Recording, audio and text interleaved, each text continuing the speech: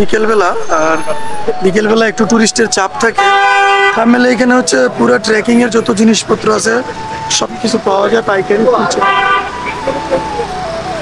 যারা দেশে থেকে না নিয়ে আসেন তারা চাইলে থামেল থেকে নিতে পারেন। সো এটা হচ্ছে পোখরার বাস স্ট্যান্ড। তো আমরা একটা এজেন্সির মাধ্যমে টিকিট বুক করি। টিকিট ছিল পার পারসন 16 শুরুতেই, কিন্তু উনি যেহেতু ওনার সাথে আমরা অনেকগুলো কাজ করি যার কারণে উনি ডিসকাউন্ট করে 1500 করে দেয়। সো আজকে হচ্ছে আমরা পোখরা থেকে চলে যাচ্ছি। বাস অলরেডি আমরা সামান দিয়ে দিয়েছি আমাদের বাস হচ্ছে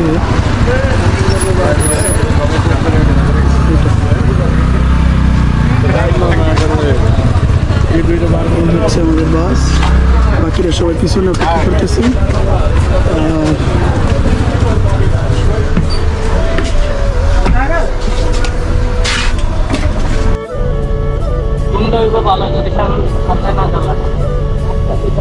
ঠান্ডা লাগবে বড় ভাই। আমাদের বাস অলরেডি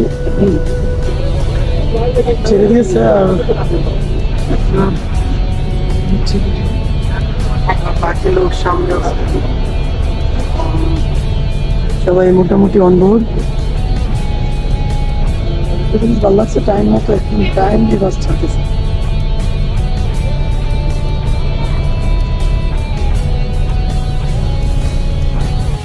তো আমরা হোটেলে চেকিং করলাম, আর এটা হচ্ছে আমাদের রুম। এটা হচ্ছে একটা king size bed, single bed. আর এটা হচ্ছে ওয়াশরুমটা মোটামুটি বেশ ভালো। একটা WC আছে, বেসিং আছে, পাশাপাশি একটা বাথটাব আছে, আর টিভি, ওয়াইফাই সবই আছে। আর এই হচ্ছে আমি। আমাদের পাশে আরেকটা রুম আছে, দুইটা রুম নিয়েছি আমরা। আর এটা হচ্ছে লো বয়েজ এরিয়া, এখানে লাউডলি কথা বলা নিষেধ।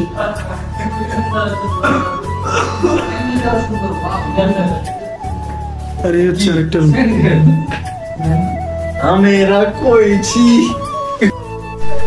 তো আজকে সকালে আমরা থামেলে আসি। থামেলে হচ্ছে আমাদের আজকে প্রথম দিন। আর হোটেল থেকে বেরিয়ে এখন দুপুরের খাবারের জন্য যাচ্ছি। মোটামুটি থামেলটা হচ্ছে পুরান ঢাকার মতো, প্রচুর টুরিস্ট এখানে। এটা এক কথায় টুরিস্ট এরিয়া বলা যায়। আর বিভিন্ন শ্রেণী পেশার মানুষের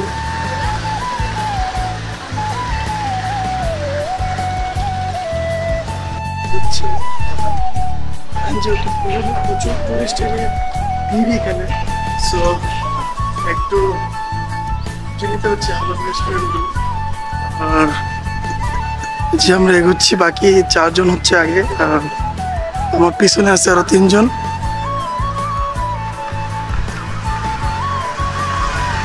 আমরা মোটামুটি পোখরাতে ভালো একটা রেস্টুরেন্ট পাইছিলাম, ধাবায় খাইছি। যতটুকু প্যান্টের বেল্টটি ঢিলা করছিলাম ABC-তে, তার চাইতে অধিক টাইট হয়ে গেছে এখন। সো আর দেখতেই পাচ্ছেন প্রচুর টুরিস্ট এইখানে, বিভিন্ন দেশের বিভিন্ন মানুষ। বাকিরা এগোচ্ছে, সামনে হচ্ছে 3 জন।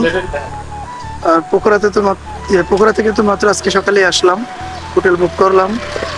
সারাদিন আছি, কালকে আছি, পরশু হচ্ছে আমাদের ফ্লাইট। তো আশা করি ভালো মতো এক্সপ্লোর করতে পারবো, আর চেষ্টা করব পুরো মেইন স্পটগুলো আপনাদেরকে ঘুরে দেখানোর জন্য। সো দেখতে থাকুন। মাটনের সাথে এগ রাইস, আর দাম এভারেজ, হোটেল হিসেবে দাম খারাপ না। তো মুসলিম হোটেল আপনারা চাইলে ফ্যামিলি এসে প্রায় 5-6টা মতো চুকে পড়ছে। আর এ হচ্ছে গলি।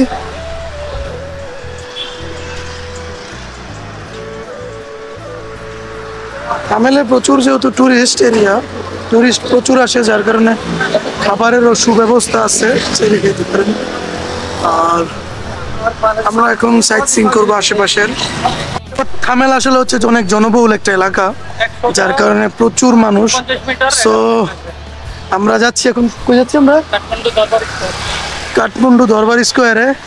আর খুবই ফেমাস একটা জায়গা। আর যেহেতু খানা দানা শেষ করলাম, একটু হাঁটাহাঁটির প্রয়োজন, তাই মাত্র 10 মিনিটের রাস্তা পায়ে হেঁটেই যাচ্ছি। আর আরেকটা বিষয় লক্ষণীয়, ঢাকার মতো এখানেও রিক্সা আছে, সেম রিক্সা আমরা কলকাতায় দেখছি, কিন্তু এটা মানুষ নিজে টানে।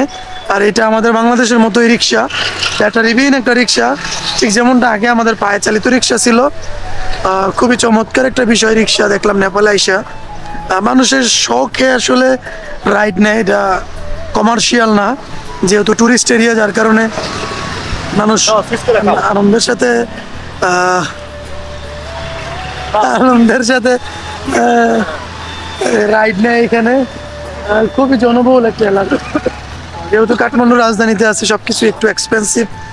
পোখরাতে যেই ভিআইপি ভাবে ছিলাম কত টাকা লাগে নাই, ঠিক যেমনটা কাঠমান্ডুতে লাগতেছে। হোটেল হচ্ছে পার পারসন 1000 রুপি করে পড়তেছে। মোটামুটি সব মিলায় রাজধানীতে থাকতে হলে এরকমই। আমাদের ঢাকায় যেরকম গুলশান, বনানী, ধানমন্ডিতে জিনিসপত্রের একটু দাম বেশি, ঠিক তেমনই। আর ওল্ড সিটির মতো কিছুটা, ঢাকায় যেরকম পুরানো বিল্ডিং, ওল্ড সিটিতে ঠিক ওরকমই। আর প্রচুর টুরিস্ট এখানে। আর এই যে ভাই ব্রাদার সবাই,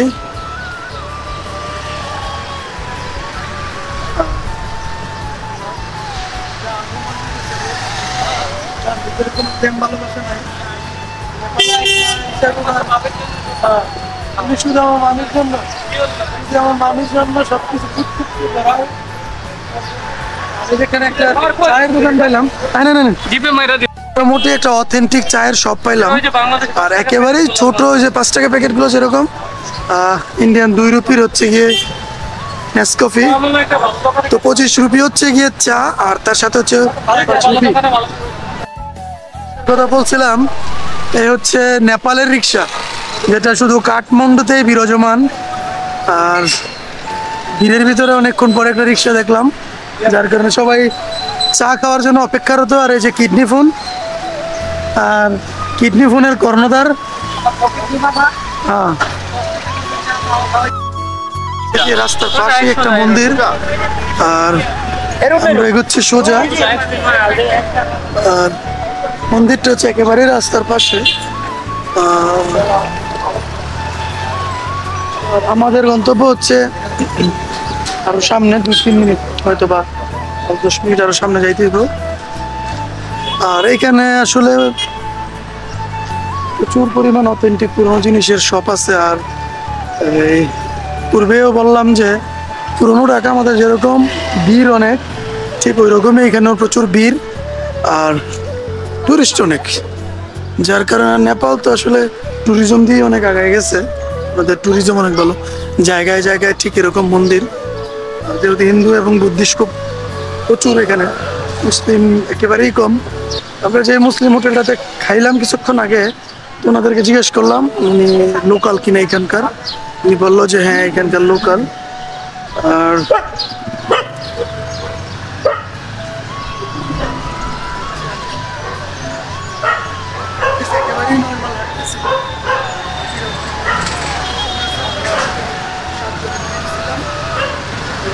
দেখুন কত ভিড়, প্রচুর পরিমাণ স্কুটি এখানে।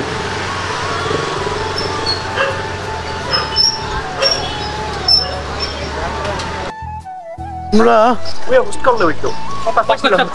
চলে আসছি মোটামুটি, আমাদের এটা হচ্ছে ফার্স্ট স্পট। কি জানি নাম জায়গাটা মামা?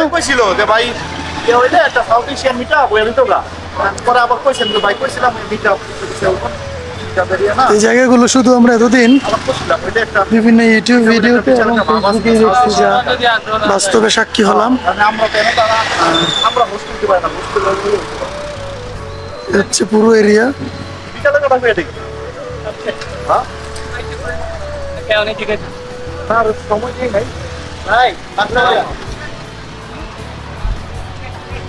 এটা জামা কাপড়ের দোকান, বিশেষ করে লেডিস আইটেম দেখতে আসছে, দেখি আশা করি ভালোই হবে। ডিসকাউন্ট তো মিল যায়গা না দিদি? কাঠমান্ডুতে হাঁটতে বেরিয়েছি, তো এখানে হচ্ছে আমাদের হাতির ঝিলের মতো একটি ব্রিজ, আর নদীটার নাম হচ্ছে বিষ্ণুমতি রিভার ব্রিজ। আর অনেকটাই আমাদের হাতির ঝিলের মতো এবং খুবই বিজিয়েস্ট একটা রোড। আর নদী বলতে গেলে আসলে নদী নাই, পুরোটাই শহরের ময়লা আবর্জনায় ভরা। আর এই হচ্ছে ব্রিজটা। আর কাঠমান্ডুতে অনেকগুলো হেরিটেজ এরিয়া আছে, যা ধীরে ধীরে আমরা চেষ্টা করব সবগুলোই এক্সপ্লোর করার জন্য। বলে একটা ইচ্ছা ছিল পেঁপে খাইবো, সো পেঁপে কিনলাম হলো 150 রুপি নেপালি পার কেজি। আর কাটার লেগে গেলে 5 টাকা কিলো এক্সট্রা চার্জ, কিলো 5 টাকা। তো এই হচ্ছে দোকান। আর একজনে ডাব খাইতে চাইছে, আরেকজনের ব্যাটো দেওয়াতে ডাবেতে দূরে গেছে। এই যে ডাব খাইতে চাইলে এরকম একটা ফিল আইবে।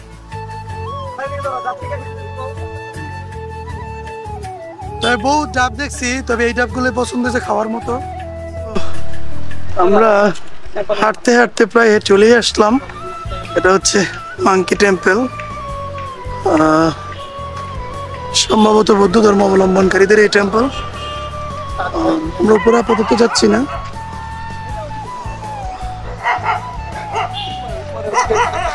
টেম্পলটা হচ্ছে সিঁড়ি ধরে 3-4টা পথ আছে একেবারেই উপরে।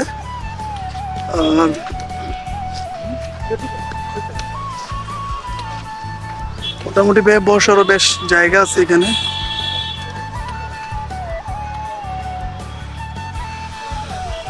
টেম্পলে আসবো আর বানর দেখবো না, তা কি করে হয়?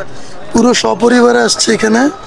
এই যে বাচ্চা কাচ্চা ওলি ওয়ারিস যা ছিল মোটামুটি সবাই। আর প্রচুর বানর, যেরকম আমাদের সিলেটে আছে বান্দরটিলা, সিলেটে বান্দরটিলা। আর এখানে একটা জিনিস ছিল না সত্য, মোবাইল। বান্দর তো নামই বান্দর, কাজেও বান্দর। সো মোবাইল যে কোনো সময় টান দিতে পারে, যার কারণে সদা সাবধান। দোকানে আসলাম গিফটের, এখানে হালকা পাতলা সবাই কেনাকাটা করতেছে। আর দোকানে হচ্ছে 2জন দিদি। সো মোটামুটি বেশ বড় সড় একটা দোকান। সাইসিং এর পাশাপাশি কেউ যদি চান এখান থেকে কিছু নিতে পারেন। বিকেলবেলা, আর বিকেলবেলা একটু টুরিস্টের চাপ থাকে। ফ্যামিলি এখানে হচ্ছে পুরো ট্রেকিং এর যত জিনিসপত্র আছে সবকিছু পাওয়া যায় পাইকারি। যারা দেশের থেকে না নিয়ে আসেন তারা চাইলে হামেল থেকে নিতে পারেন। দেশের কম্পেয়ারে এখানে মোটামুটি ঠিক আছে, রিজনেবল প্রাইস। দেখতেই পাচ্ছেন প্রচুর ভিড়।